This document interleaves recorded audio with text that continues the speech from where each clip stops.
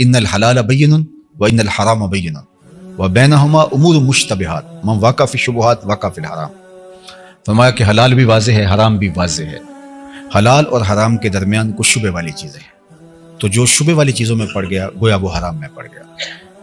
تو ہمیں شک بھی پڑ جائے کہ یہ غذا ہماری صحت کے لیے مضر ہو سکتی ہے تو ہم اس کو ترک کر دیتے ہیں، چونکہ متبادل اور بہت ساری غذائیں موجود ہیں. ہمیں پتہ چلے کہ اس ہوٹل میں جو کھانا پکتا ہے وہ ناقص ہے اور صحت کے لیے نقصان دہ ہو سکتا ہے، تو ہم کہتے ہیں قطاریں لگی ہوئی ہیں اور کسی ہوٹل سے کھا لیں گے، اس کو ہم ترک کر دیتے ہیں.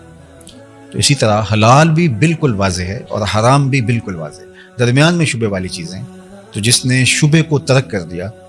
اور وہ اس نے اپنا دین بچا لیا، اور جس نے شبے کو اختیار کر لیا تو گویا اس نے اپنے آپ کو حرام میں مبتلا کر لیا. تو اس لیے ہمیں بہت محتاط زندگی گزارنے کی تلقین کی گئی. جو واضح حرام ہے اس کو تو ہم ترک کریں گے ہی کریں گے، اور جو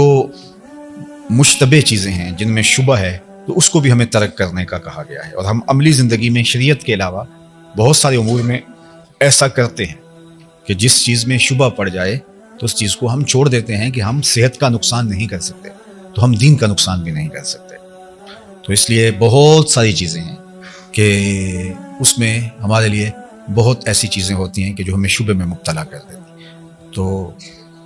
اگر ہم پھنس گئے ہیں، کوئی مجبوری ہے، وہ تو ایک امر آخر ہے، لیکن ہمارے پاس اور بھی بہت سارے آپشن موجود ہیں، تو ہمیں اس میں کبھی بھی کسی صورت کے اندر بھی نہیں جانا چاہیے. اور صحابہ کی زندگیاں اس احتیاط سے بھری ہوئی تھیں کہ وہ اس امکان سے بھی کہ اس میں کچھ ہو سکتا ہے چیزیں ترک کر دیا کرتے تھے. تو اس لیے ہمیں بڑا واضح طور پہ اور بہت دو ٹوک اس کے بارے میں حضور کے اس فرمان سے رہنمائی ملی ہے کہ دیکھو یہ بھی واضح ہے کہ یہ حلال ہے، یہ بھی واضح ہے کہ یہ حرام ہے، یہ درمیان میں کچھ چیزیں ہیں. تو لوگ چکنی چپڑی باتوں سے ان کو ثابت بھی کرنے کی کوشش کریں گے. جس طرح قرب قیامت کا فتنہ بتایا گیا کہ سود اگر کسی تک نہ پہنچا تو اس کا دھواں ضرور پہنچے گا، یعنی کسی نہ کسی طریقے سے ہمارے اندر وہ چیز داخل کر دی جائے گی. اور ظاہر ہے کہ فتوے بھی اس پر موجود ہوں گے اور آراء بھی موجود ہوں گی.